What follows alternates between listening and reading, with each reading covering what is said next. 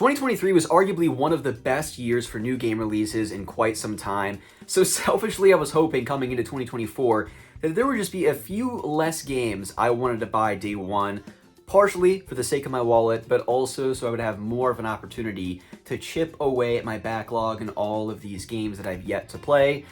I will let all of you be the judge of that by the end of this video and kind of where we're at. But hello everyone, welcome back to another video. Today I'm going to be taking you through all of the game-related pickups that I've gotten dating back to Christmas of last year. So we've got about 6 to 7 months worth of stuff to go through. PlayStation 5, PlayStation 4, a little bit of Switch. We've even got a lone Game Boy Advance and Nintendo DS game, and even a couple figures. So we're covering the full spectrum. I hope this video finds you well. And as always, when I record pickups videos, I don't want it to be me just saying, hey, look at all this stuff I bought. I hope you walk away from this video actually identifying a game or two that you're like, whoa, I didn't even know that was a thing, or hey, I didn't really know if that game was going to be for me, but based on the opinions that I share, maybe it encourages you to go out and buy a game like Sandland, as we're going to be getting into here very shortly. But again, really appreciate that you're here and watching this video, but let's go ahead and get started. All right, the first game I'm going to share I actually got back in March when I was joining my wife on a trip to New Zealand. She was there for work and I joined her in the back leg, and I needed a good game to get me through the 25 plus hours of airports and airplane rides. This was the perfect game for it. Super Mario RPG Remake on the Switch. I never played this originally on the Super Nintendo or via Virtual Console, so once they revealed this via the Nintendo Direct, I knew this was something I finally wanted to play, and I'm so glad I waited for the remake. Something that really stood out to me during that reveal trailer was just how they kind of faithfully brought back Stubby Mario and all of its supporting cast of characters, just from a graphical character design standpoint, and my goodness, does that shine here in this remake. And now I have a much better understanding of why Gino was so requested by fans to be in Smash Brothers. Not to mention Little Malo, who's just so freaking adorable.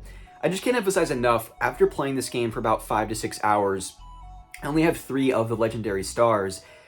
What a shining example of where Nintendo was at during the Super Nintendo era, just creating games that were innovative, games you hadn't seen before, and willing to take risks. I mean, Mario in an RPG for the first time was just so amazing back then, and it holds up today. I know a criticism of the game by a lot of people is that it's too easy.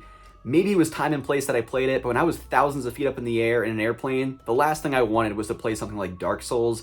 I was looking for an easy on the mind RPG that was so wholesome and cozy, and Mario RPG fits that so well. And again, I think this would be a great introductory RPG for kids, and now that I have a daughter on the way, I have an eye for games that I might want to introduce her to eventually. This is a pretty good one. So extra shout out for Yoko Shimomura reprising her role as the composer. She is a legend, and what an extraordinary soundtrack this game has that just perfectly complements wandering around these levels. So Super Mario RPG, happy I got it, can't recommend it enough. Next up, we have an absolute beast of a game, one of my most anticipated games coming into the year, and part 2 of a remake for one of the most beloved Final Fantasy games ever.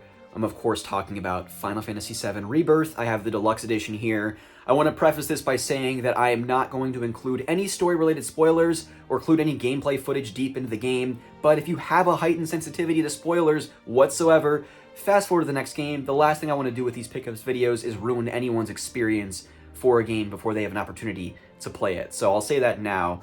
But my goodness, this is, I'll just say it right now, my frontrunner for Game of the Year. I only put, and it's worth noting, 60 to 65 hours before I rolled credits, because this is a game that you could easily pump in 150 to 200 hours, especially if you're a completionist or going for the Platinum Trophy. It would take you a long time. But I thought this was an incredible follow-up to Remake. If you've seen any of the previews or the state of plays, you know that this game really, and I mean really, opens up into a gargantuan open world with all kinds of Ubisoft design choices where you literally have towers that you can sink that shows lots of other side activities that you can do and immerse yourself in, and there's all kinds of secrets littered around the world that you can find and discover, which I enjoyed in the earlier hours. There's different sections of the game where it opens up into different environments. And let's just say by the second or third environment, I was like, I'm just going to focus on the story. Otherwise, I will be playing this game until August or September. And candidly, I just wanted to move on to other games. But from a story perspective, it's so, so good. A great follow-up to Remake. But has seen some criticism online by the community. And again, I won't get into that because it is spoiler related. But what I will highlight a couple things. The first of which is Queen's Blood, the card game. Maybe you've heard of it. When I initially saw this teased, I was like, okay, hopefully this is not like integral to the game experience. I can bypass this like I did Gwent in The Witcher 3. I'm really not someone that gets into card games whatsoever, but maybe I need to go back and really double click into something like Gwent or Marvel Snap or something like that, because Queen's Blood, I was hopelessly addicted to. Not just playing the card game, but as you collected different cards, I was customizing my deck. Something I haven't done since I had Yu-Gi-Oh cards as a kid. I mean, seriously, I was so addicted to it because, similar to something like chess, I feel like it's relatively simple in concept, but the strategy that goes into actually playing it, there's a whole lot to get into there. And that's how I would describe Queen's Blood.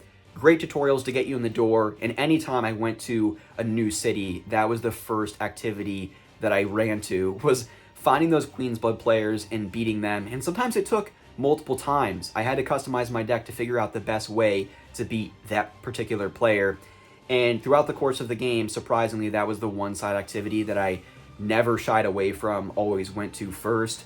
But that does bring up an interesting topic related to Rebirth. I feel like the game could have used a good editor, maybe like Tolkien, right? Like, we've been describing this forest for like 15 pages here, Tolkien. Can we cut this back a little bit?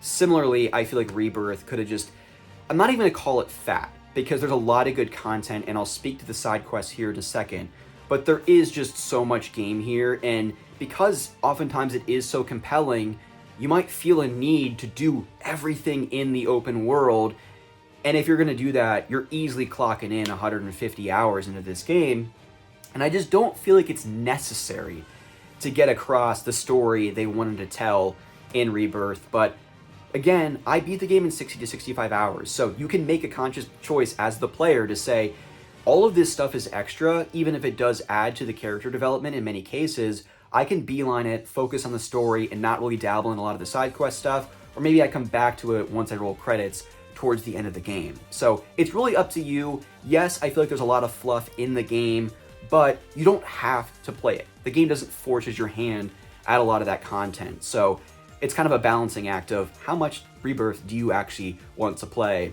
But speaking to the side quest, I was pleasantly surprised, especially coming away from something like Final Fantasy 16, where you're literally delivering like little pockets of sand to people or a board for someone to construct a house. It felt like the side quests were very much MMO-like, which makes sense because the game designer, whoever it was developing Final Fantasy 14, and I understand that. But for folks that criticize 16 for having kind of these empty, artificial, not very compelling side quests, fear not. Rebirth has so much side quest activity that I felt like really helps to develop and build your relationships with these characters. So much so that oftentimes the side quests really tie to a particular character. So you might be going on a quest and it's specific to Barrett in some way, shape, or form, or Tifa, Aerith, whoever it might be. And by the end of that side quest, there's a relationship kind of meter in the game for each of your supporting cast of characters that either goes up or goes down based on the events of that particular side quest and even some of the dialogue choices. So it goes without saying that they did not mess around with Rebirth. There's so much game here, which is why I'm spending the majority of my time during this Pickups video talking about it, because I have a lot of opinions. But it met all of my expectations and exceeded them in some of the wildest ways. Again, I never would have thought I would have put as much time as I did into a card game in an RPG, but I loved it in Rebirth. The character development is outstanding in this one. I'm very much looking forward to the final part in this trilogy of a 7 remake, but I have so much more game in Rebirth that I can go back to tie me over before part 3. But right now, it is the top of my list for Game of the Year. Da, da, da, da, da, da, da, da, da. Hey, that's nothing to sneeze at. Now, the next game I want to talk about completely surprised me, not just because it's a really fun game to play, but even more so that the game even exists, and that is based on an Akira Toriyama manga that I read and loved as a kid called Sandland. I remember going to Borders bookstore vividly and just seeing this front cover and not even knowing who Akira Toriyama was, but I was familiar with Dragon Ball Z because I'd read the mangas already, and so I saw this and said, hey, this looks like Dragon Ball, I'm gonna pick it up and see what it's like. And I fell in love with it as a kid. So seeing that trailer at whatever conference it was, the opening chapter moments of this particular manga recreated for a video game, I lost my mind. It was just kind of a snapshot back in time to my childhood, reading this in a Borders bookstore and falling in love with this short little story. And so the fact that we've gotten a video game based on that manga is just so exciting to me. But before I get into the video game itself, one thing I want to mention is that even if you didn't know Akira Toriyama's name back in the day when you were reading Dragon Ball Z, or watching the anime, or even playing Dragon Quest games, you recognized those character designs anywhere. And so I just want to take a moment to acknowledge and recognize just how integral Akira Toriyama was for so many people's childhoods, including my own, even though I didn't know his name. It wasn't until I was probably like a teenager where I actually recognized that this was the man who brought all of these characters and stories to life. And it's just so tragic that he's unfortunately passed away. I'm almost getting choked up about it because, you know, it's just really upsetting that this man who is so young has passed away. But my goodness, what a legacy that he's left behind with Dragon Ball Z, Chrono Trigger, the Dragon Quest series. Again, you recognize his artwork anywhere, and I think that is just the definition of a true artist, right? You look at something and you immediately recognize who it's tied to, and that's Akira Toriyama-san. So I was so thrilled that while he tragically passed away recently, he's left behind so many incredible pieces of work that we continue to admire and fall in love with, and I think Sandland is no different. A game that is very Mad Max, Borderlands world, and I said at the top that I can't believe how good this game is, because I figured that, okay, this is just a cheap tie-in to the anime that recently came out. This is not going to be any good. It's going to feel very kind of bare bones, not polished, half-baked, and that could not be further from the truth. I was shocked that you have this polished open world with all kinds of fun treasures and things to discover. You have caves that kind of remind me of Oblivion that you can go into and act as dungeons with all kind of enemies littered throughout and all kinds of treasure chests and things that you can collect and pick up. And it's a full-blown RPG. Like, your character literally has a skill tree. You collect experience points when you complete quests, when you kill enemies. And more than that, you also have all kinds of these different vehicles and machines that you can jump into and wander this world and blow things up with your tank. And all of those vehicles also have customizable options and you can upgrade them. This is a full-blown RPG based on an incredible manga created by one of the most infamous people in anime and manga ever. So while it's horrible that Akira Toriyama is no longer with us, the fact that he kind of almost had one final swan song of a game that he was a part of and bringing these characters to life for a video game, I think is incredibly special. And I'm so glad I picked it up day one.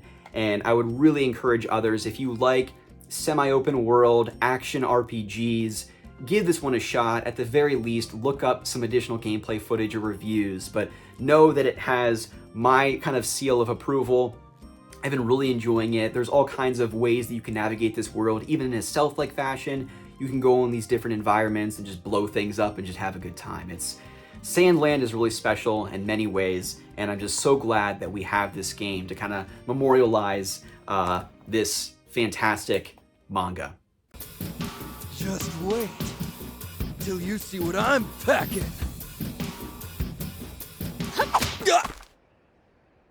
Nobody's allowed to be more evil than a fiend.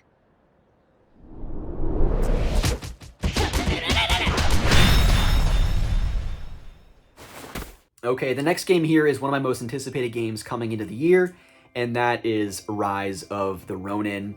Interestingly enough, I feel like this game came out and no one really talked about it since, and maybe for a couple reasons that I would agree with. I'm only about 5 to 6 hours in. Of course, being a Team Ninja game, this is their follow-up to Nioh 1 and 2, and more recently, Wolong Fallen Dynasty, so it definitely has that Dark Souls-type combat style. Although I would say it more closely resembles Sekiro, because there is a heavy emphasis on the parry in this particular game, although it is much more forgiving than Sekiro, and there is difficulty options in this game, so you can kind of scale things back if you're interested in more just hacking and slashing and getting into the story, which is what I'm doing, and I'm enjoying it in that sense. And then Nioh, because you do have different stances for your character that you have to switch between based on the enemies that you're fighting. And what surprised me in the opening hours of this game was just how it's not an unpolished game, but there is a level of jank, unpolished that I wasn't really expecting, especially given all of the trailers and gameplay footage that we saw leading up to release. The first city that I walked into, it reminded me of when I was playing Pokemon Legends Arceus, where I'm like, hello? Does anyone live here? Oh yeah, there's a person over there sweeping the floor. Okay, we've got some people around, I suppose. But joking aside, it just feels like the world isn't as lived in as I was anticipating, and it just kind of falls into the same trappings of the Nioh games, where it's just inventory overload. Every step you take, it feels like you're picking up a new armor set that you kind of have to sift through in the menu system and figure out how do you want to outfit your character. So if you enjoy that type of stuff, this game's going to be for you. There's a whole lot of stuff and outfits, armors, and weapons to choose from, but I still think it's too early for me to say where I'm at with Rise of the Ronin. I will say I do wish I would have waited for more of a $30 price tag, a price drop, instead of jumping in at the full price. But I kind of did the same thing with Ghost of Tsushima years ago, where I played it for about 5 to 8 hours, wasn't really feeling it. It was less about the game and more time and place that I was playing it. So we'll see if that's the case when I get back to Rise of the Ronin later in the year, although we have Assassin's Creed Shadows coming in the fall, and that seems to be really the type of open world, feudal Japan type of RPG that I'm looking for. So we'll see if Rise of the Ronin still sneaks into a potential Game of the Year list at year's end. But so far, decent enough. If it caught your eye initially, I'd pick this up around the $30, $40 price tag instead of jumping in at full price. Next up is a game I'm actually surprised saw the light of day, and more than that, I can't believe how well it's doing for PlayStation, and that is Helldivers 2. A third-person shooter where you're spawning into these levels and just shooting up a bunch of bugs. You have these kind of mission-based objectives to do in each of the levels that are actually really addictive and pretty fun. It reminds me of playing something like Gears of War Horde mode with my friends back in the day, or even just playing something online like Halo 3 or Reach on the Xbox 360. It's not that type of shooter, it's just the fun you have with friends. There's a whole lot of it to find here in Helldivers 2, and it's only going to cost you $30 to get in the door with this game. So goofy, a lot of fun, really enjoying it, something you absolutely want to play with friends, and there's even crossplay between PlayStation and PC, which I think is also a great deal as well. So Helldivers 2, this is one that I'll pick up and continue to play for the remainder of the year. Just a lot of good fun with friends. Now, the next game is probably not going to be fun with friends, by yourself, or really just ever, and that is Survivor: Castaway Island. It might surprise people here that I am a huge fan of the TV show Survivor. I was there day one with Borneo, season 1, watching with my parents on a big old tube television, and I've continued to watch the show now. My wife, I've gotten her into it over the years, thanks to my good friends over on the Tarkaron YouTube channel. They're going through chronologically all the seasons of Survivor and reacting to them. It's just excellent stuff. And I was hoping that this game would, in some small way, recreate the magic of the TV show, and it sadly does not. The mini games are trying to emulate something like Mario Party, but all of the day-to-day Survivor stuff, you go back to your tribe, and you're kind of walking around collecting materials and supplies for your tribe, and you kind of interact with folks and try and set up alliances, but It's just a very like Walmart brand Sims game, and gosh, if there's a tier below Walmart in terms of shopping stores, that's how I would describe it, as it tries to emulate Mario Party. So unless you are like a crazy super fan of Survivor, I would stay clear of this, but it was fun for a couple of hours. I'll just say that. All right, the next two games here should not be a surprise if you've been watching my channel or listening to my podcast for any amount of time. Love the Ubisoft open worlds, but one series that I've not really dabbled in much is Watch Dogs. So I have Legion and Watch Dogs 2. I got an earful from some friends for getting Legion because apparently it's terrible, but I will be the judge of that, all right? I like some pretty bad games, so we'll see if Watch Dogs Legion passes the Ari Lewis 2011 test. But I just love the setup of kind of just being this hacking expert and kind of wandering around this world and doing all kinds of missions kind of associated or tied to that idea. So I'm looking forward to picking up these games here, maybe later in the summer. Again, I'm kind of always in the mood for turn off your brain, listen to some podcasts, throw on a YouTube video, and play an Ubisoft open world game. So we'll see Legion and Watch Dogs 2 if they can compare to my love of the Far Cry and Assassin's Creed series. But have you played the Watch Dogs games? If so, which one's your favorite? All right, we're really into the thick of games that I've not had a chance to play myself yet, so let me know down below if you've played these. I think this next one's going to be a sleeper hit for people in 2024, and that is Prince of Persia: The Lost Crown. It reviewed really well, and it's impressed a number of my friends that I really trust their opinions when it comes to games. But more than anything, I guess it's just nice to see Prince of Persia have relevance again here in the year 2024. But this is a gated exploration, Metroidvania type of game, and I think just graphically, the combat, navigating these environments has just really struck a chord with people. So I'm really looking forward to giving this a chance, maybe playing on the Portal.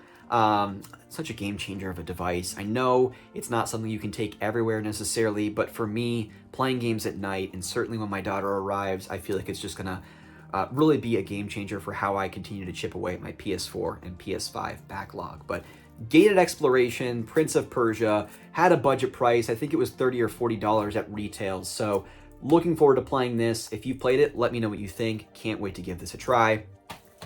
Next up, I have to thank my good friend Return to Mother Base. He kind of pushed me over the edge in talking about this game when he submitted one of his Game of the Year emails for my podcast earlier, back in January, I suppose. This is Star Ocean: The Second Story R, a turn-based RPG that has a striking resemblance graphically to the Octopath Traveler games. I just love games kind of trying to mirror that graphical style. And speaking of Dragon Quest and Akira Toriyama, we recently got confirmation that Dragon Quest III, the HD 2.5 remake, is coming this fall. And then we also have 1 and 2 to look forward to in 2025. Not to derail, but I'm very much looking forward to that. But Star Ocean: The Second Story R, this also game looks like a game that's perfect to play for me on the Portal, and a game to kind of cozy up on the couch during paternity leave, playing a good RPG during the winter months. So thank you, Alex, Star Ocean: The Second Story R, for recommending this. Can't wait to play it. You have a bill in the mail here soon, though, for making me buy this unexpectedly. But thank you nonetheless. We have the final PlayStation-related pickups here, both of which are collector's editions, which I don't typically buy anymore. One, because I don't have the space for them, really. And then two, oftentimes these go down in price a few months after launch. Not all the time, but this was a great example of that. And this is an Xseed-published kind of isometric action RPG called Trinity Trigger. Comes with a really nice art book, 2-disc soundtrack, and for $30, I figured this was a decent pickup because, one, I love me a good action RPG, and even if it's not groundbreaking, sometimes it's nice to not be super invested in a story, but still kind of get that action RPG fix, and this seems to be a really great example of that. And the next one, I think I'm much more interested in the story, and that is Grand Blue Fantasy Relink. This is one I actually did pre-order in advance just because I was really into the graphical style, and the action RPG mechanics kind of resemble, at least for me, looking at it initially, kind of a Tales of type series. And I think you can actually beat the main story in about 15 hours. I don't think this is some exhaustive, long RPG with a giant open world and all kinds of side quests, which I also kind of admire coming away from Rebirth. I kind of needed to take a break from the really long open world RPGs. I think there's a lot of post-game content that could probably stretch yourself another 60 hours or so. But I like to be able to kind of get the core story in that 15 to 20 hours, and that seems to be the case with Grand Blue Fantasy Relink. And again, another one with a giant art book, 116 pages, 2-disc soundtrack, so really nice collector's edition set here. And I've heard pretty decent things from folks about this game so far. Very much looking forward to kind of hopefully squeezing this one here into this year as well, but obviously I've got my work cut out for me when it comes to RPGs. Now, this next small stack of games might surprise some people, but last year I took a break from collecting PlayStation trophies, Platinums especially, and so I ended up picking up a number of games on my Xbox, which is something I haven't done for years. You can see my modest Xbox One collection down there is like 4 or 5 games, and so I figured I'd add to that just a little bit because, one, some of these games were dirt cheap, and it also kind of got me away from my PlayStation for a little bit and finally devote some time to my Xbox. Even though some of these games are sealed, it's all good. Don't judge me, please. The first up we have is LA Noire, a game that came out originally on the Xbox 360, PlayStation 3, but one I never played, and my wife and I were just binging all kinds of true crime documentaries earlier in the year. And I kind of have this sick problem where I can't be helped. If we're watching the Pirates of the Caribbean movies or we're going through the Shrek movies, somehow, some way, 3 to 4 Shrek games end up showing up on my doorstep a few weeks after going through the Shrek movies. So I don't know how it happens. I don't try to apply logic to it. It's just by nature kind of what happens. And so that was kind of the case here where we're watching the true crime documentaries on Netflix, and I was like, I kind of want to solve some crimes. What better game to do that than here in LA Noire? This game kind of blew minds back in the day because of kind of all the facial recognition features. I think graphically was just really impressive. So curious to see how it holds up today, but I've heard that this actually is a really special game, even if it isn't talked about oftentimes as one of Rockstar's greatest accomplishments when it comes to games. But I'm personally looking forward to playing it. Next up, we have, I think you pronounce this, Leechdom Battle Mage. This is kind of a Skyrim-like game with a focus on kind of the elemental magic type abilities. And I'm always down for more Skyrim Oblivion, especially if it's more of a linear type story and I can get through it in 8 to 12 hours as opposed to 60 to 80. And I think I picked this up on Amazon for like $10. It was super cheap. So always one I've had my eye on, but never had a chance or got around to playing it. So Leechdom Battle Mage, looking forward to giving this a try. This next one I've only played for about 3 to 4 hours, and oddly enough, when I originally looked at it, I was just really in the mood to play a new Perfect Dark game, which I was shocked to see gameplay of it at Xbox's showcase a few short weeks ago, and so happy to see that that game is still in development and looks pretty freaking good. This game is not Perfect Dark, and it doesn't play like Perfect Dark either, but I was looking for kind of a futuristic first-person shooter, and this, at that time, kind of fit that bill. And that is RoboCop Rogue City.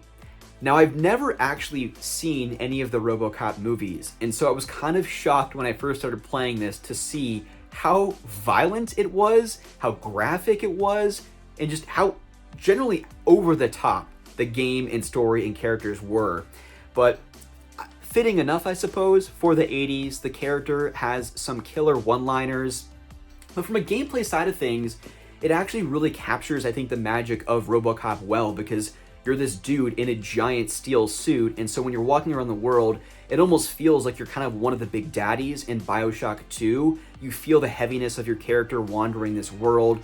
Graphically, it's absolutely stunning because this game was made in Unreal Engine 5, so the lighting effects of the city have kind of that cyberpunk type style to it, but looks really impressive.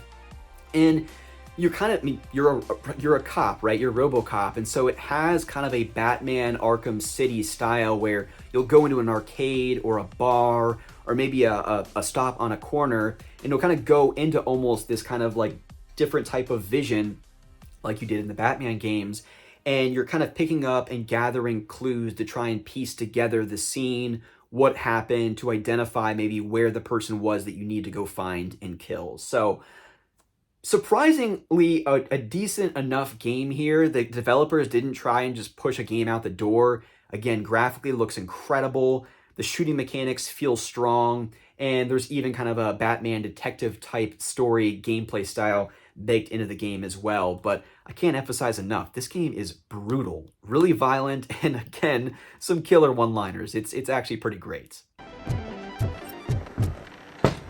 Open the door. I have the warrant. Oopsie, I think I dropped my keys somewhere. You'd have to break down this hardened door if you want to get in. That will not be a problem.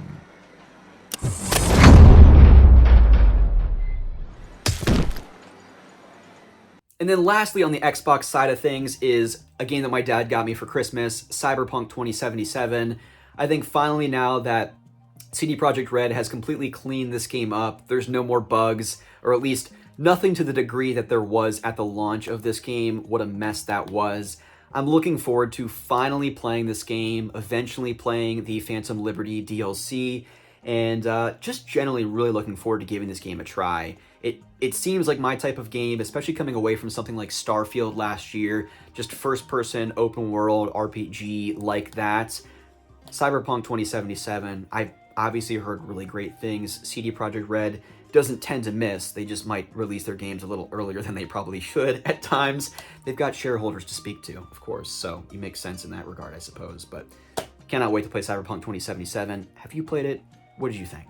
And then the last two games, I said earlier that I have a problem. If I'm watching a particular movie series, I end up buying games tied to that franchise. And when my wife and I were in New Zealand, we of course went to the Hobbiton set, which was... words cannot even begin to describe what it was like there. It was a picture-perfect day, so navigating the sets, getting to hear all of these behind-the-scenes stories of how they filmed the movies and built the sets was just fascinating. And so naturally, when I came home, I bought two of the most well-regarded Lord of the Rings games there are. The first of which is The Third Age on the Game Boy Advance. This is not the game itself, this was just the box.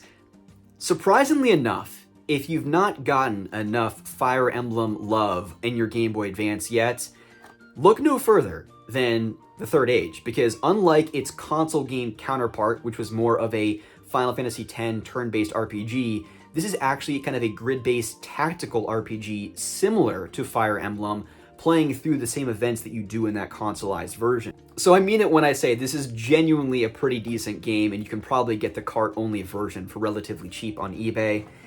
And then, not a good game, but I couldn't help myself. I figured, I've already played it twice, once on Wii, once on PS3, let's play this on the Nintendo DS.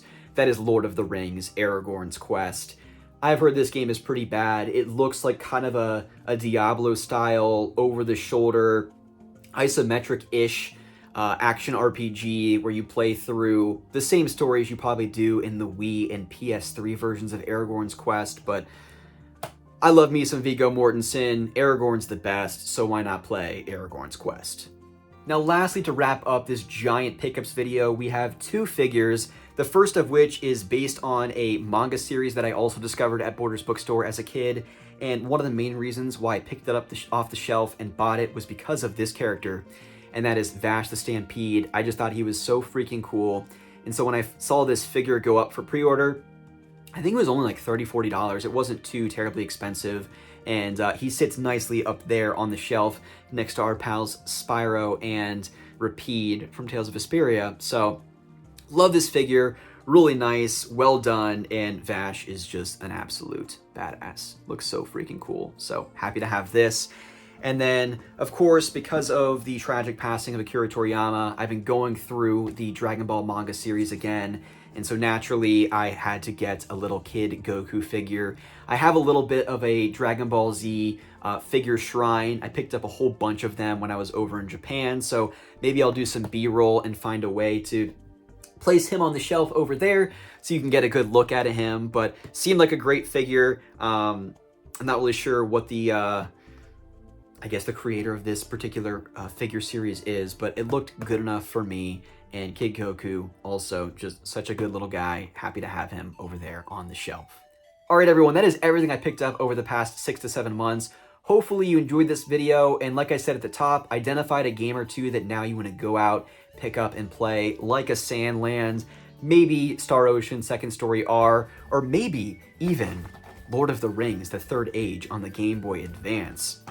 Always trying to make recommendations for folks, and you know it's rare you're ever going to walk away from an Ari Lewis 2011 video and not have an Assassin's Creed game or a Lord of the Rings game recommended. But leave me a comment below and let me know if you do end up picking up any of these games. I'd love to hear from you.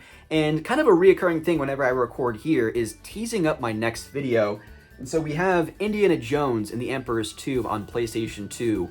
What that could mean for my next video, I will leave that as a mystery. But let's just say there's some games coming out later in the year that I'm relatively excited for, and Indiana Jones might be one of them. So stay tuned for my next video, but I want to thank you all again so much for watching. I will see you in the next one.